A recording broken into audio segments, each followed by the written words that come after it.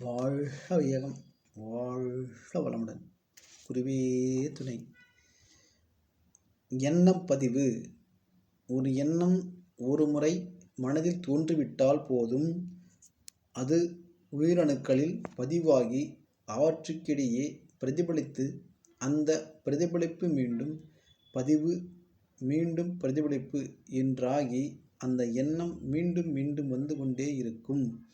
இதுவே எண்ணத்தின் இயற்கை. எனவே ஒரு தீய எண்ணத்தை ஒரு முறை உள்ளே விட்டு விட்டால் போதும், மறுபடியும் உதிக்காமல் செய்வது அத்தனை எளிதன்று.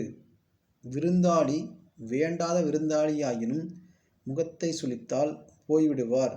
எண்ணத்தை விரட்ட விரட்டத்தான் மீண்டும் மீண்டும் வரும். விரட்டும் போது நீங்கள் அந்த எண்ணத்தோடு தான் உறவு கொண்டவாறு இருக்கிறீர்கள் என்பதே இதற்கு காரணம். அது மட்டுமன்று, வெறும் எண்ணம் மட்டும்தானே நான் என்ன செயலிலாயிறங்குகிறேன், நான் என்ன செயலிலாயிறங்குகிறேன் என்று ஒரு தீய எண்ணத்திற்கு இடங்கொடுத்து விடக்கூடாது. ஒரு தீய எண்ணத்திற்கு இடங்கொடுத்து விடக்கூடாது.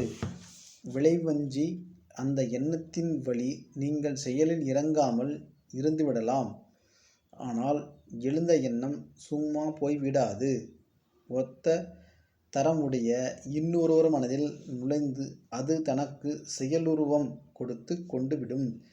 அத்தகு ஆற்றல் பெற்றது எண்ணம். அருள் தந்தை வேதாந்த ரிஷி அவர்கள்.